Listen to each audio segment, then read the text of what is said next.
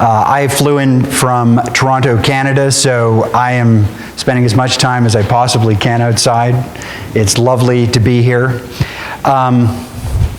So let's get started.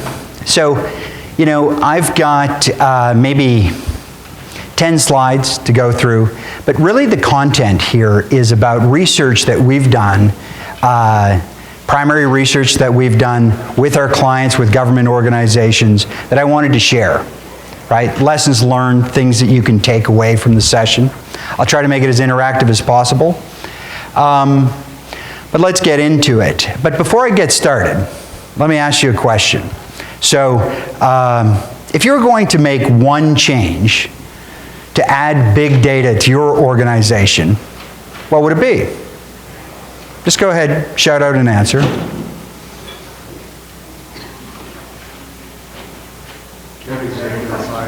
Okay, good. Sorry, we had a couple of answers. See, I use silence to get people to feel uncomfortable to talk. Okay, so what did you say? Get better executive buy-in. Right, executive buy-in. That's a great idea. Oh, sorry, you're chewing. Any other ideas? Just one thing you would do to add big data capability to your organization. Oh, sorry. Add skill sets, add training, and get people with the right skill sets. Sorry, at the back? Clarify for everyone involved the alignment between big data and the success of the mission of the organization. Right. That's a great suggestion. Clarifying the mission and how big data is aligned to what you're trying to do in your organization. We're going to cover a lot of examples like that, and so, you know, I want you to feel that in this session you can ask me, and I'm going to present a bunch of research, and we can sort of go through this session. My goal is that by the end you'll have learned a little bit about our point of view on using big data. So, come on in, lots of space at the front. We might actually fill 80% of the chairs, so if you don't mind sliding over so that people can get in and have a seat, that would be great. So, let's get started.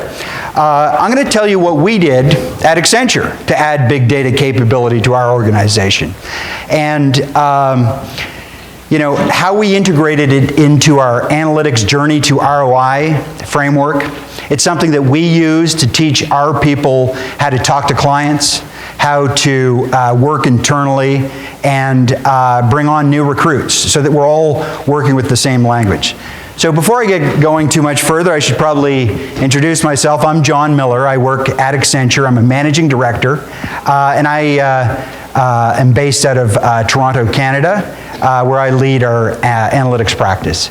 Erin Akred is going to be speaking in about 20 minutes or so, adding some content to what we're going to cover. So let's talk a little bit about what we did to add capability. So, you know, we started by adding people, to your point, right? We had to add big data architects, big data developers. We had to add data scientists. All three of those capabilities were important to add to our existing analytics practice. We developed curriculum for all levels of the organization. Senior management needed to know what we were talking about, so they needed to be trained. So did developers and architects. We built a big data academy so that at our organization, it's about 260,000 people, we've actually trained thousands through our big data academy. We think it's important for our people to understand how the technology shift is going to affect what they do. And so training was a big piece of what we did. We also host clients at our Accenture Technology Labs and our innovation centers to show people what it means, right? Because if you don't understand it, you can't use it and apply it, and you certainly won't be successful. We built a data discovery environment so that we can accelerate the pace of adoption, you know, bringing client data into a secure site to actually show what the art of the possible. And you know, part of the other thing we did is build an internal and external communication campaign. So it's called We Speak Analytics. There's a Twitter feed where we use it internally and externally to share big ideas and changes that we're seeing in the kinds of work that we're doing for our clients. So if you follow that feed, you can see, look, we just did something here. And it's a way to get all of our people to understand the shift. I think that's key. And probably most importantly, we took the concepts around big data and we've incorporated them into the way we talk about getting value for our clients. And we've integrated it into a framework that I'm going to use called the Analytics Journey to ROI. And we'll talk a lot about that here in a few minutes. The idea is that if we build a framework or way of thinking about big data, we can help our clients sort through, analyze, draw insights, and then take actions from data, which is ultimately the reason you invest. So this session, we'll use the Journey to ROI, return on investment, to provide a roadmap for leveraging the technology and tools to navigate your journey. So let's get into it. So, another question for the group. We are not just providers of analytics, we are consumers. So I'd like to ask the group again, when you think about analytics, what companies do you think of that are applying analytics today? Amazon. I always hear Amazon. Who else? Google, somebody said. Yes. Who else? Yeah, as a consumer in your day-to-day lives, who do you see? Right? Almost everyone. Every website you go on now can add a recommender to what they're doing. So I used the Netflix idea of a recommender. This is my recommendation of content for you to look at. If there's ideas that I present in this presentation about big data and analytics, you'll find more available at accenture.com/bigdata2014. All of this research. And just to take you through some of the papers that I'll be going through, just at a high level, there's a few technology papers that cover our points of view on what technology vendors are doing, the big ones, and some of the small ones. There's also primary research and surveys that we've done over a couple of different groups and over a couple of different time frames. There's also several papers that provide research from our public sector practice of relevant research on the adoption of analytics in big data. And I've also included some additional details of work we've done at the city level, the City of New York, and some at the county level as well. And it'll be further drill down into the things that I'll be talking about today. Much of this work comes from is primary research that Accenture did as part of our Institute for High Performance. And it's work led by Jeannie Harris, who's the Executive Research Fellow, who's been publishing on this topic for quite some time. The Institute develops and publishes practical insights into critical management issues and global economic trends through a worldwide team of researchers. So I'll put all of this stuff to good use as we get into it. So, I don't think I have a question for the group yet. I'll get to one. So let me just describe the journey to ROI. So, like I said, the journey reflects a consistent storyline that we use to help our people that we recruit as well, and clients understand Accenture's approach to analytics. As we go from issues on the left, these are common issues perhaps in the public sector, to outcomes. And in the middle, you see the 4 steps that organizations go through to go from issue to outcome. In this talk, we'll be using this framework quite a bit. So the first step is getting the right data to drive an insight. And the major challenge in the first step is determining how to gain insights from enormous amounts of diverse data. The second step is doing the analytics to drive the insight. The major challenge in this step is finding the right combination of quantitative techniques, analytics talent, and technologies to support analytics. The third step is finding and driving actionable insights to drive an outcome. And the fourth step is actually taking action. So making the leap to adopting a change as insights are integrated into decision-making and business processes. And you can find more about this framework at accenture.com/analytics. There's an interactive journey slide, as well as drill downs into each of the areas in each of the steps that I get into. So as we go through each step of the journey, I'll share lessons learned, relevant research, and let's begin with the first step, which is the data step. Okay, good. So, as I go through this step, what it asks you to do, get out a pencil, take a note, or your iPad, or whatever you capture notes on, and please write down one thing you would do new or differently so that at the end we can discuss it. So the challenge, like I said in the data management step, is how to gain insights from enormous amounts of data. The first paper on the left talks about big data technology papers, and it's one of the ones that I selected for you. It's called High Performance IT Insights, Building the Foundation for Big Data. And I selected 5 points that I thought were important to take away from this paper. The first is that unstructured data cannot be easily managed with traditional relational databases, business intelligence tools that are designed to deal with structured data. Hopefully you've heard that in a lot of the technical talks. And handling big data workloads requires a distinct and separate infrastructure. Many IT vendors are trying to combine those to make it easier, but IT will need to find ways to simultaneously manage both new and old technologies, and ultimately bring the two together. In our experience, looking at big data and existing platforms, it's not a matter of either or, but and. And most organizations need to think of big data technologies as an augmentation to what you're currently investing in, not as a replacement for what your current information management infrastructure.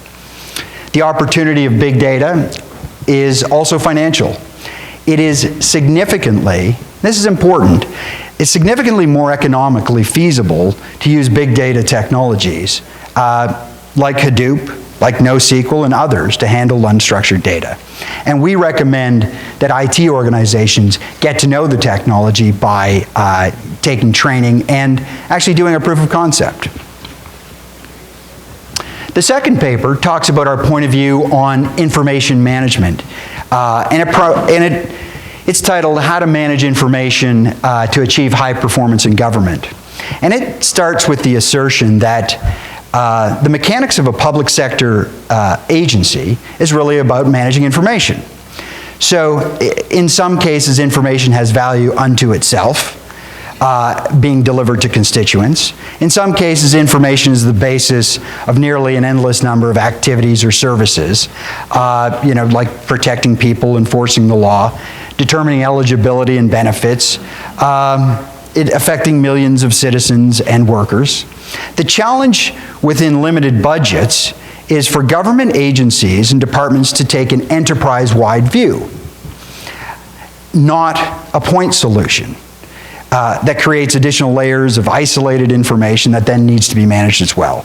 So we recommend 3 steps when thinking about information management. The first is really to the point about big data. Create a common understanding of information management concepts and challenges through educational grounding. Even executives that are well-versed in information management and the issues often find common ground in their understanding and approaches.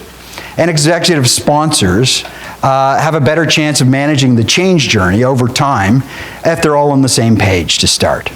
The second step is performing a diagnostic. So before you start an engagement, start to think about, look at your existing capabilities around data strategy, how you perform data governance, how you deliver data to people and systems, what data is available in your organization and relevant to your strategy, how data is stored and managed, and how it is secured and accessed. And the final step is envisioning the end state and a case for specific improvement. So an example of that would be a piece of work that we did with a government agency that was implementing a financial management system. And we used the diagnostic at the beginning to take a larger, more strategic view of a broader vision that led to that agency building a business portal, which served as a launch pad for integrating access to 10 different agencies across 15 different business systems. The third paper talks about some work that we did and talks about in New York City. And it talks about the Data Bridge project. For many of you that you might have read about the work that the City of New York has done with data and analytics. This is one example, and it has some information about what they did around data management. The paper describes the Data Bridge project and 3 steps that the city took to manage their data. So first of all, maybe just a show of hands, are people in the room familiar with the City of New York and the work they've done around data management? In my industry, it's widely recognized as a leader in the way it does data management and analytics. Has anybody read any press about City of New York? No? Okay, good. Well, this is an interesting paper, and even if you just Google, there's been some great stories in the New York Times about what they've done to take actions and the impact they've had for their citizens. So anyway, in this paper, we talk about 3 things that the City of New York did. The first was build the infrastructure for data management, data delivery, and consumption, so that they could lay the groundwork for future data management and analytic capability. The second thing the city did was do an assessment of all of the available data that they had. Their goal was to create a comprehensive picture of the city operations and ensure that the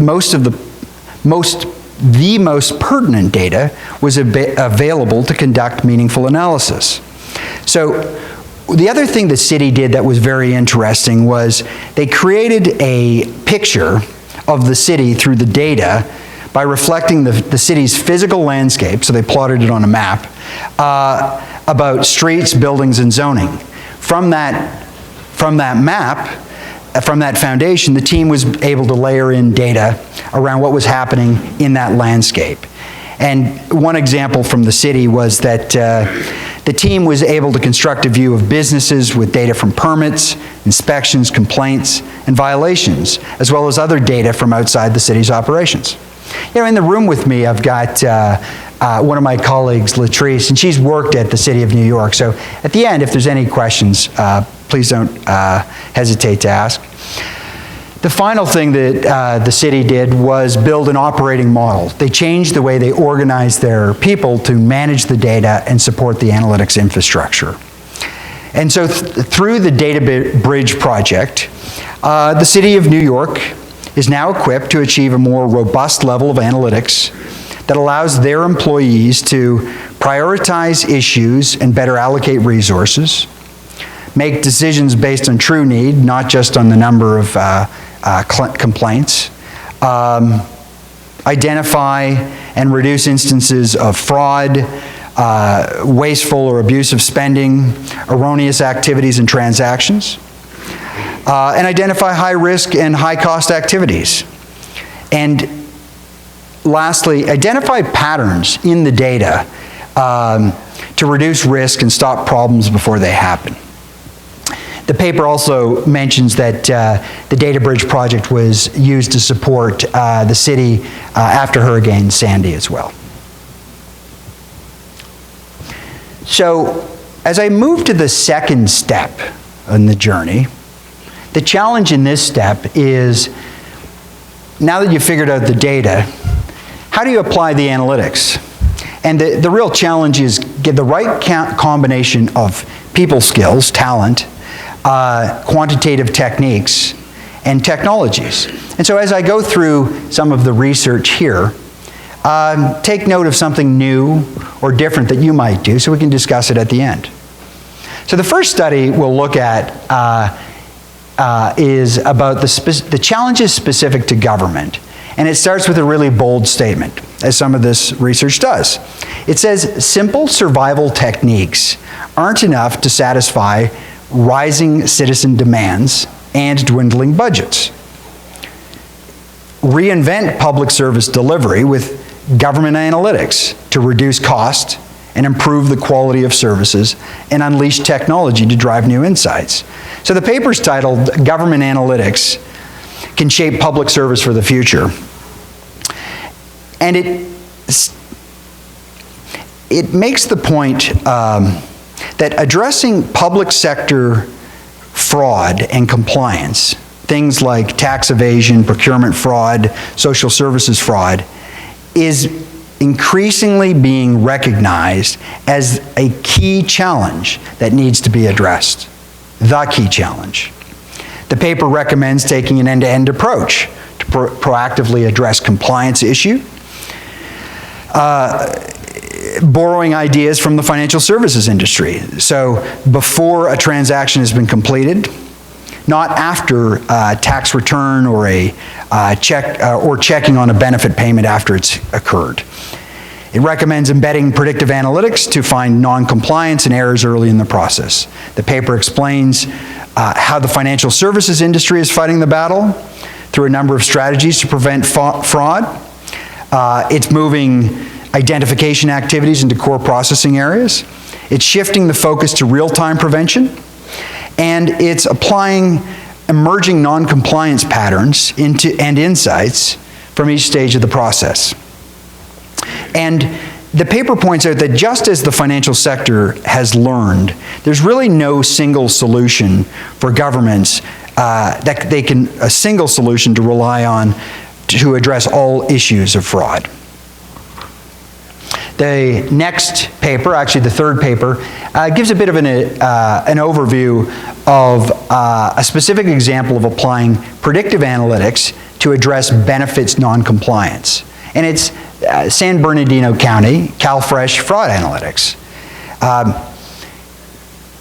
Is there anybody here from San Bernardino County that might know it? Oh, okay. We have somebody in the room, Latrice, who is also familiar with that work if there's any questions that come up. But what they did is they started with a pilot. They wanted to prove that they could drive an outcome, that they could find fraud. So they started a pilot in the San Bernardino County Transitional Assistance Department to maximize program compliance while minimizing fraudulent and abusive behavior among participants in the CalFresh program, formerly known as food stamps. They wanted to reduce the time spent and resources on investigating fraud that were often not severe enough to pursue prosecution. So analytics could help make the process more efficient, thereby make investigations more efficient in finding fraud cases. And they did three things. They strengthened the detection of fraud by applying analytics. They improved prevention to help reduce costs by identifying non-compliance earlier in the life cycle. And they started sharing insights and results across key business units to help increase the understanding of customer behaviors and non-compliance patterns. After refining the model and changing algorithms based on the findings, the pilot saw the hit rate, their ability to find fraud, increased from 6% to 20%. And based on the preliminary results, the model identifies fraud at least 3 months earlier versus the current average. This allows investigators to start their work earlier. The final paper, the one in the middle, is really a wake-up call. And it's a result of a survey of government leaders. And it goes to the point that was made at the beginning, that it's a survey that Accenture conducted of government decision makers across 6 countries: Australia, Canada, France, Spain, the United Kingdom, and the United States, to assess their current analytic environment within revenue, tax, human services, and social services organizations. 67% of those surveyed in Australia 50% in the US, and 47% in Canada, are already using analytics to address errors and non-compliance. By identifying and reducing the amount of errors and non-compliance through analytics, agencies can achieve cost savings, like I pointed out in San Bernardino. By implementing a non-compliance prevention program, a social services agency in North America yielded an annual savings of 4% on a $2.5 billion income assistance program. In addition, analytics are helping agencies either get by with fewer staff or, more importantly, free up existing staff to focus on the core mission rather than on administrative tasks. So in one example, a survey participant in human services said, "We're very short on staff. If we took pressure off the caseloads for our staff, we could spend more time doing investigation." So that's the opportunity. But the challenge was that in more than half of the government leaders surveyed, they cited a lack of understanding of analytics and how it can be, and how it can help. So the problem is that if government leaders don't know how it can help, then they won't embark on the journey. So if all of those benefits are possible, what can you do? So in that paper we make a recommendation. And it's the same as what we said at the beginning of this talk. Educate and create a vision for what analytics can do. Explain to business leaders what is the value of analytics and what it can and cannot do. Create a vision and an education of how it can be applied to business processes. These papers can help. And then prioritize analytics by focusing on high-value processes, specifically those related to where value is being lost today, to help find money that can be redirected to fuel improvements and growth. The third recommendation in the paper is don't just draw the insights, action them and operationalize analytics. Value only is delivered when agencies take the insights and apply them. The good news in all of this research is that although governments are lagging in their adoption, the research also shows that our research into high-performing businesses and governments show that public sector organizations target the exact same benefits as a business. Better decision-making was the first. The second was improving financial management, and the third was faster and more accurate transactions. So if we look at what business has done, we can apply those learnings to government in this area. Question? Okay, so sections ago when I was a college student, I always remember that, everything else our saying was, statistics don't lie, but statisticians do. And one of the huge problems we've had in government is we've always had a lot of data, but we've always used the data to prove whatever political point of view we wanted to prove. So I can tell you that 30 years ago, LA County had a wonderful way of reducing fraud using very simple data, such as phone number. Yeah. Because they found that somebody would give them a lot of different kids, a lot of different addresses, but they knew the eligibility worker had to get hold of them, so they give them their phone number. So it's all, whether you have a small amount of data or a lot of data, it's whether you look with fresh eyes or you have something you want to prove. Yeah, okay, so that was, I hope everybody heard that. That was probably the most important part of what we're trying to get through in our framework. Think about the outcome you're trying to drive. Then you go back and think about what data do you need to solve that problem. That's not a big data problem. That's a problem of getting better access to the most predictive or important piece of data that's relevant to driving that outcome, and that's phone number. at the end of the presentation, I'll give another example quite like that. And the purpose of using this framework to describe how organizations should go on that journey is to say, you can think about the data management challenges, each of these challenges and each of the 4 steps, but focus on the outcome, right? You don't need a giant data warehouse or a new Hadoop cluster or a all-knowing, all-spinning system to apply that logic, right? But that's a good example. Was there another comment? That's good. Yep. No, very good. So, what I wanted to do is give you a couple of examples of what we're learning from businesses that we can share with government agencies. And in the next couple, I won't take you through all the research because it's an after-lunch crowd and I think I need to liven it up a bit. So maybe we won't do so much number crunching. Unfortunately, the next 2 things are surveys, right? So there's a lot of data. So let me try to just synthesize it down. There's 2 papers that I want to present here, and you can look at them after. The first one is a study we did in 2009 of businesses. The second one is a study we did in 2012. And you can see the growth and the change of business organizations and how long it took them. So over 3 years, we saw the application of analytics go up from around 12% to 33%, and it took 3 years, right? We know government leaders aren't there yet, but we can get them there. Businesses with the profit motive aren't moving very fast either. So you need to set realistic goals, I think would be one of the conclusions of that fact.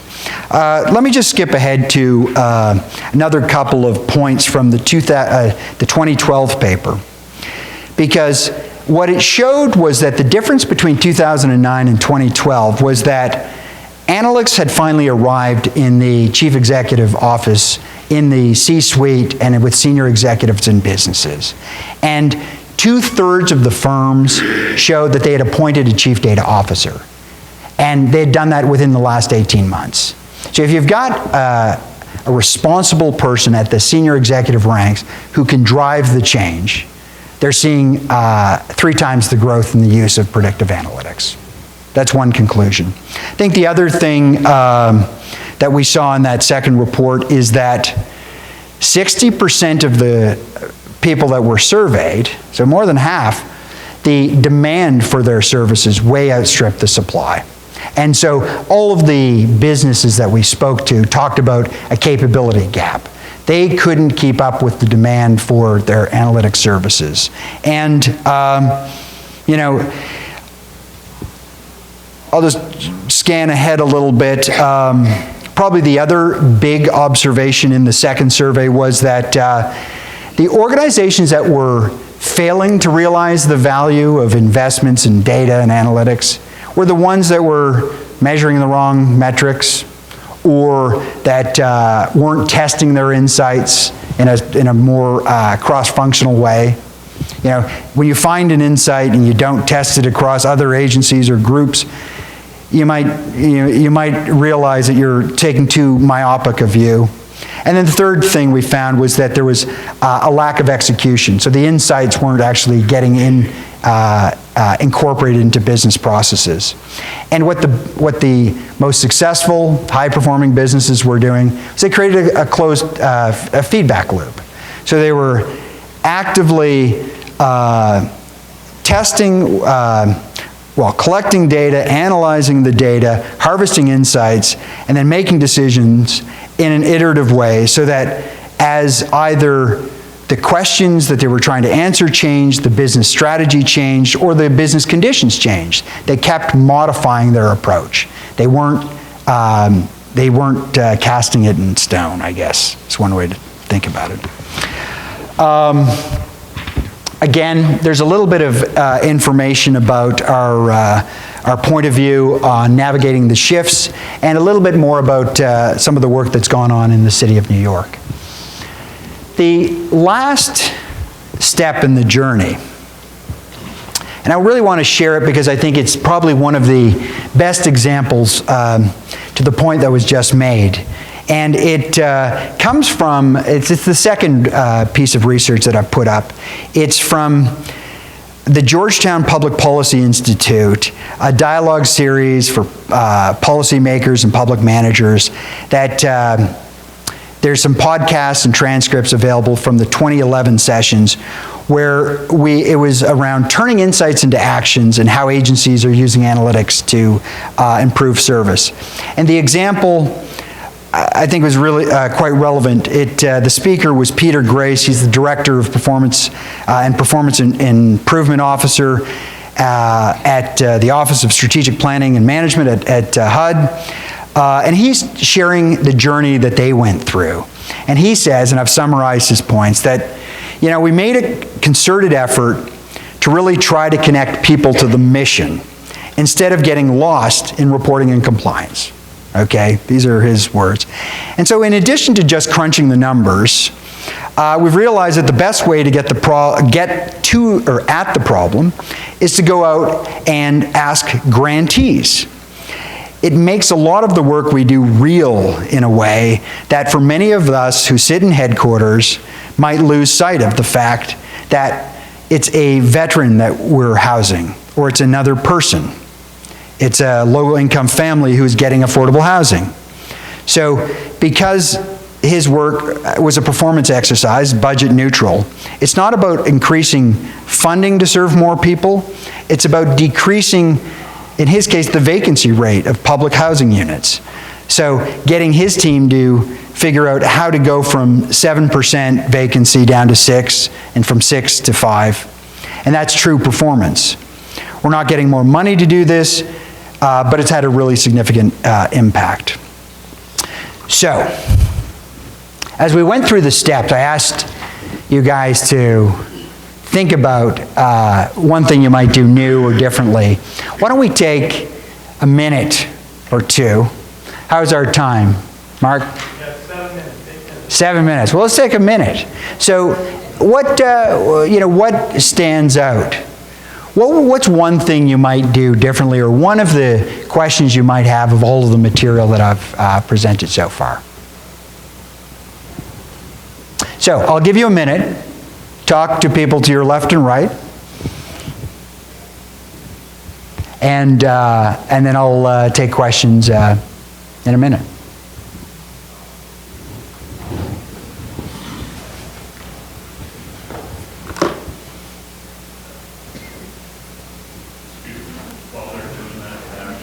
Yeah, great question. If I wanted to talk to someone like a firm about real-time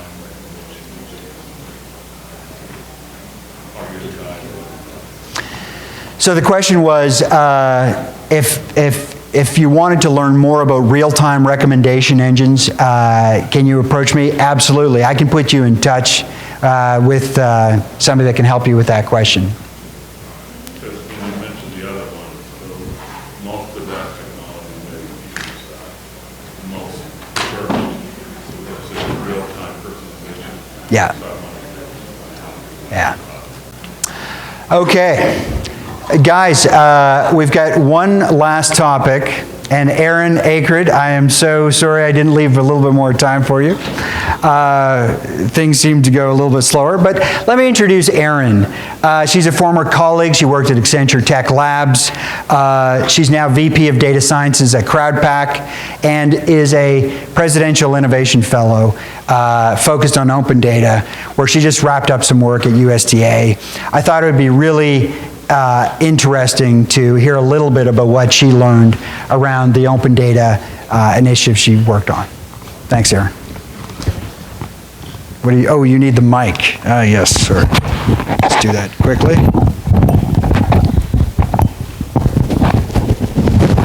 There we go. How are we doing? Can you hear me? All righty. Thank you for taking care of the intro. It gives me a little more time for my presentation. I'm going to talk about a couple things very quickly here. As John mentioned, I just recently spent 6 months in the nation's capital working with the White House and the Department of Agriculture on open data. So I'll talk a little bit more about that policy. And then I want to wrap up with a quick example that I think shows a great example of this journey to ROI that John just discussed. So first, the federal open data policy. What is it?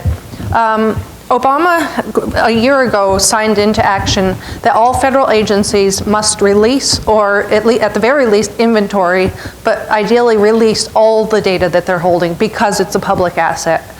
This grew out of a couple other movements Obama has done, the Transparency Open Government, digital strategy. And what the agencies have to do is that they were given 1 year to come up with an inventory and release in a machine-readable format all of their internal data sets. So I was working in an economic agency within USDA, and it's such a major task. We have systems running in SAS, we have systems running in Access, but all of it needs to be machine-readable is the requirement. And what this whole open data thing is about data management, I would say, which is the first step along the journey. There are different parts to it that I think are very important. There's the documentation part of the data, there's the making it available, and then there's the support ongoing. In terms of documentation, I'm talking about metadata, data dictionaries, so that when it's handed to the next person, they really know what they're receiving. In terms of availability, I'm talking about licenses. Is the data open? Does it have an open license so that a third party can legally do research on it? Is it discoverable? A lot of the data that the public wants from the federal government is actually achieved through a FOIA process. That is not efficient. It's not the best way things should work. So this open data movement will hopefully support that. And then in terms of supporting the data that is being released, the things that I think are important here that the federal government has done is created the data.gov portal, which is a site where you can go in and search for any data set. And one of the big things here is that when a third party wants to use their data, you don't want them to have to learn the internal structure of your organization. You don't want to have to know, is this a USDA data set or is it a Department of Interior data set? So this hub is really built in such a way that obscures that fact from the public. And so that's part of supporting it, is building this hub around it where you're announcing events and announcing release of new data sets and publicizing how people are using the data sets. I found a couple tools really helpful for this. I'll just mention a couple quickly. In terms of data management, Trifacta is a startup out of UC Berkeley that makes the ETL process so much easier. When you see a demo of it, you're like, oh, I could have gotten 3 years of my life back in data time I spent getting data in the right format. So keep an eye out for Trifacta. So Crowdpac is actually another company that's entirely built to support open data movements, which are happening obviously at the federal level by mandate, but is happening at many city levels too, New York, Chicago. And then finally, in the spirit of openness and building out new tools for the public to use, there's a GitHub site called Project Open Data that is where all the agencies have given back the widgets they've created and the validators they've created and made them open to the public because they've found them useful. So that's really what the open data policy is about. Why would we do something like this? It's not the easiest thing in the world to do. My first answer before getting into the details is it's just the right thing to do. Can you imagine who here thinks they're aware of all the data sets or could quickly become aware of all the data sets within their agency? It's a nightmare. You have stuff buried on hard drives, you have stuff on central servers. So I would argue that it's just the right thing to do. But there are 3 things that we focus on when we talk about this. That's the economic reason. McKinsey put out a report in the fall that the potential for the open data industry is $3 trillion. Who here has some weather-enabled or geospatial-enabled functionality on their smartphone? That's all open data. That is data that the government holds that they've decided to open up. And what McKinsey is saying is that they think this has the potential to be a $3 trillion industry. In addition, NYU's GovLab put out a report around the beginning of the year of 500 companies who are built solely on open data, and I'll talk about one of those in detail soon. The idea here is that when we're releasing the data, we don't necessarily know how it's going to be used, but we have to take that leap of faith because we've seen it being done again and again, especially in the Silicon Valley. Another thing why you would open up data is internal reasons, internal efficiency, being aware of what you have, having that great set of documentation to accompany each data set so that when it comes into new hands, there isn't a huge learning process. And then, as the history of the open data movement shows, transparency is one of the leading reasons why we'd want to do this. It just opens up to both internally and externally what's being done. And that's one of the directions we'd like to move. So if you wanted to open data, what are some of the things you'd want to do? There are a series of events. If you're doing it more for economic stimulus and you want to create a new company out of it, there are hackathons, data jams, where you get together a set of subject matter experts as well as technology experts to get together, brainstorm on what they could do with a given data set or set of data sets, and then commit to building something out over the next few months. That culminates in a data palooza, and if anyone's heard of the health data paloozas that happen in DC, those have become a huge thing. This is sort of the culmination of this brainstorming session where people come and present what they've built on top of open data. If you're opening up data for internal efficiency purposes, you're going to want to make sure that you are able to inventory everything, make sure the data is not in proprietary formats that can't be used on someone else's hard drive. And then finally, if you're doing it for transparency reasons and in general, you want to have a strong privacy and confidentiality vetting process to ensure that the data you're releasing is not going to violate any confidentiality agreements. There has sprung up a workaround for these situations. As we know, a lot of university researchers have access to some private data. There are enclaves that are starting up that provide a very secure method to access this data. That I think are going to be, they're very much up and coming. So that's what the federal open data policy is about, why it was created. I want to just give a really quick example of a company that I've seen do a really successful journey to ROI. The company is called Climate Corp. Is anyone familiar with Climate Corp? Alrighty. I love them. So the issue that they were trying to deal with, and they sort of puttered around a little bit to find the niche area they wanted to work in, but they recognized that there needed to be some sort of crop insurance for unpredictable weather events. We know that we'll get a few storms a year, but for example, the drought we're having right now, how are the farmers going to overcome that? So they wanted to be able to price that risk. The data they needed was plant genome data, they needed weather data, they needed soil sample data. This is all federal data. The analytics they wanted to do was to understand field level agronomics from one field to the next. How are things varying? How are the situations differs? The insight they wanted to be able to derive was how to price this insurance that they wanted to offer. And then the actions they were able to enable were both offering the insurance for that security, but in addition, now that they understand the science that's happening at each and every field, they're able to provide recommendations to the farmers. Hey, you usually do your harvest at this week, but you might want to do it 3 days earlier because then you're going to get peak output. The outcome, this isn't a final outcome, but in October of 2013, Monsanto purchased Climate Corp for $1 billion. So this is sort of in the open data world, this is the go-to example.